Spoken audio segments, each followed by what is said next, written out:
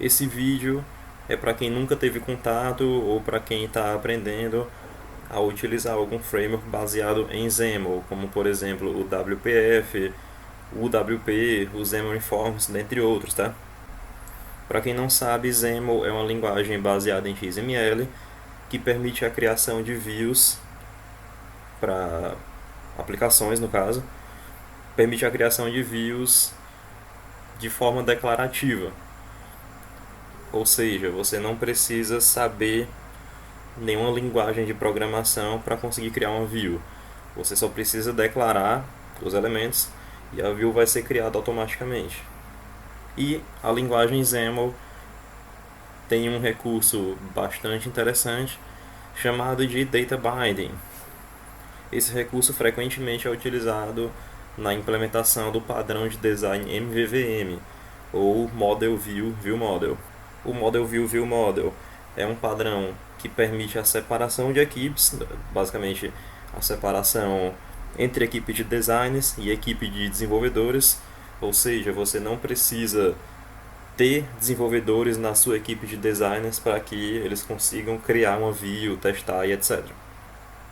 E por conta dos data bindings que eu mencionei antes, sempre o estado da sua view vai refletir o estado do seu modelo de dados e vice-versa. Então quer dizer que uma alteração na view reflete imediatamente no seu modelo de dados e vice-versa. Ou seja, se eu alterar um campo, então esse campo, no caso uma propriedade numa classe, no meu modelo, vai ter esse mesmo valor. E se eu alterar um campo lá no meu modelo, então a minha view também vai apresentar esse valor. Outra utilidade também é o fato de que você não precisa, na verdade você geralmente não deve manipular diretamente a view. Por exemplo, se a view tiver algum botão que ele deva estar desabilitado em alguns momentos e em outros momentos habilitado, então você realmente não precisa fazer nenhum tipo de código na sua view para que isso aconteça. A view vai automaticamente inferir isso a partir do modelo de dados e ela sozinha vai habilitar ou desabilitar o botão quando necessário. Um fato interessante é que, além do XAML, né, vários frameworks, principalmente frameworks JavaScript conhecidos como o React e o Knockout.js, eles também são baseados nesse padrão de design, no MVVM. Então é possível que você já tenha utilizado o MVVM, mas sem saber que utilizou esse padrão e talvez até sem saber o nome, mas é possível que você tenha utilizado sim. Agora vamos aqui mostrar como que a gente implementa isso, né? Como que a gente utiliza data bindings. Eu tenho aqui uma view bem simples, uma janelinha com dois campos, código e nome e um botão de OK. Nesse caso, esse programa está implementado sem o uso de data bindings. Então, eu tenho aqui uma classe chamada livro. Essa classe ela tem uma propriedade, um campo inteiro chamado código, com um valor padrão 999 e um campo nome, string, com um valor padrão sem nome. Isso aqui é o toString só para facilitar a gente exibir esse conteúdo aqui na tela. Aqui a gente tem a minha view, não precisa a gente ver muito isso. E a gente tem o meu código. No caso, eu clicando duas vezes aqui no botão, ele gera um manipuladorzinho aqui para o clique do botão. E o que é que eu faço de maneira imperativa mesmo? Eu declaro um livro, atribuo o nome dele como sendo a propriedade name aqui, né, da minha textbox, que ela é da view. E eu atribuo ao código o texto, né, da minha código textbox, obviamente convertido aqui para inteiro. E se acontecer algum erro, né, vai acontecer uma exception. Então quer dizer que provavelmente o valor que estava lá na minha caixa de texto não era um inteiro adequado. Eu tenho que mostrar isso para o usuário e cancelar a operação. Lembrando que isso não é o padrão MVVM. Isso aqui eu estou fazendo primeiro para mostrar no padrão MVP, que é aquele que é um pouco mais conhecido, que é utilizado, por exemplo, no Java Swing. Então vamos executar esse programa aqui. Está aqui a minha janela. Observem que aqueles valores padrão não vêm aqui, né? Óbvio, porque a única parte do meu código que sabe sobre o livro é essa.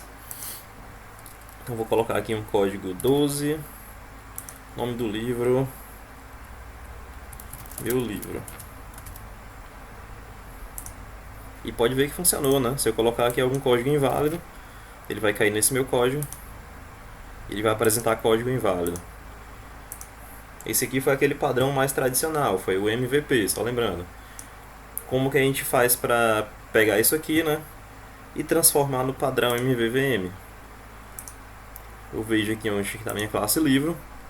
Ela está no namespace data binding intro.models.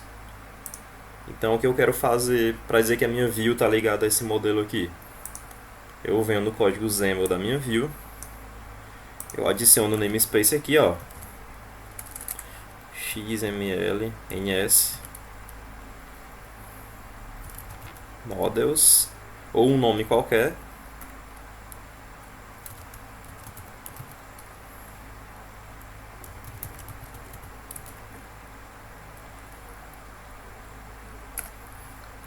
Eu coloco isso aqui, tá? CLR namespace e o nome aqui do meu namespace, que é onde está o livro, né? E finalmente eu faço o seguinte: coloco essa tag window.datacontext e dentro dela eu só coloco isso aqui. Eu abro uma tag e dentro dela coloco o nomezinho que eu defini lá em cima, no caso models livro. E pronto, a minha view já está ligada à classe livro. Como é que eu vou utilizar isso aqui? Na minha textbox código, eu vou colocar nela text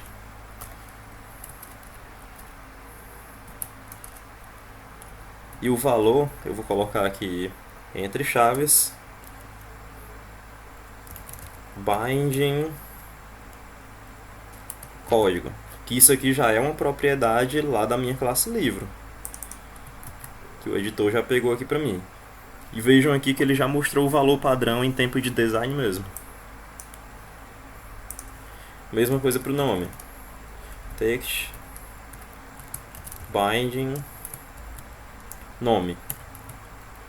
De novo, em tempo de design ele já apareceu aqui, ó, o nome, tá? Eu não vou ter que instanciar esse livro em lugar nenhum, porque é a própria view que vai estar instanciando. E finalmente aqui no meu XAML.cs eu posso simplesmente remover toda essa lógica aqui e só coloco livro L recebe data context. Essa propriedade data context ela sempre vai conter o objeto que foi definido como contexto de dados, ou seja, o viewModel. Obviamente ele vai dar erro aqui porque esse objeto é do tipo object e eu tenho que converter para livro. Então eu dou um cast aqui e eu simplesmente mando ele exibir aqui meu livro, né? l.toString. Dá pra ver que o código já ficou bem mais limpo, né? Vamos então executar isso aqui.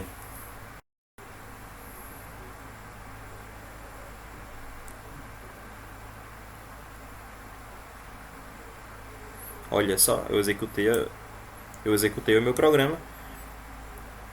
Aí a minha view, que ela tá ligada a um objeto aqui do tipo livro, ela já veio com os valores padrão aqui, ó, 999 e sem nome.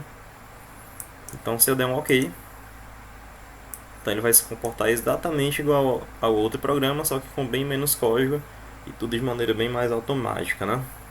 Vamos agora alterar o valor. Vou colocar código 10 e nome do livro, meu livro. Isso aqui já foi automaticamente lá para o meu objeto e eu mandei só exibir, não precisei fazer nada no meu código, como já foi mostrado aqui. E ainda assim, os valores corretos são exibidos. Vou fazer aqui uma coisa bacana. Eu vou colocar um valor inválido na minha caixa código. Aí dá para perceber que ele já considerou um erro de validação, então a minha caixa ficou vermelha. E nisso, o código do meu livro, né, ele não vai ser atribuído esse valor aqui, não vai acontecer um exception nem nada. ele vai permanecer o valor que estava antes. Se eu clicar em OK, o código continua 10, ele mostra meu livro. Tem como a gente capturar esses erros, mas não é o propósito desse vídeo, então fica para uma outra vez. E como eu disse antes, se por acaso aqui no meu Code Behind ou em qualquer outro lugar eu alterar uma das propriedades de livro, então automaticamente o valor vai ser alterado aqui na view também. Mas eu não vou mostrar isso agora porque isso requer um pouco mais de código, requer um pouco mais de preparação. Então vamos ficar aqui nesse exemplo da view para o modelo só, ok? Então é isso, valeu e até o próximo vídeo. Então eu acho que por agora é isso. Deu para mostrar um pouquinho aqui como que funciona os data bindings. Só resumindo o que foi feito. Eu criei uma view, criei um modelo, adicionei o namespace aqui na minha view, defini o data context da minha view como sendo um objeto livre que está contido nesse namespace aqui, ó. Você pode entender isso como se fosse um apelido para o namespace no XML. E eu defini a propriedade text aqui das minhas text boxes da seguinte forma, utilizando uma expressão entre chaves, né? Iniciando com binding, seguido do nome da propriedade da minha classezinha livro que eu quero realizar o binding. Mesma coisa para nome. Aqui no meu code behind, para capturar esse valor, eu simplesmente peguei a propriedade data context, que ela já é aqui da classe window, realizei um cache para livro e manipulei ele aqui como eu queria. Então é isso, espero que tenha ficado claro. Valeu e até o próximo vídeo.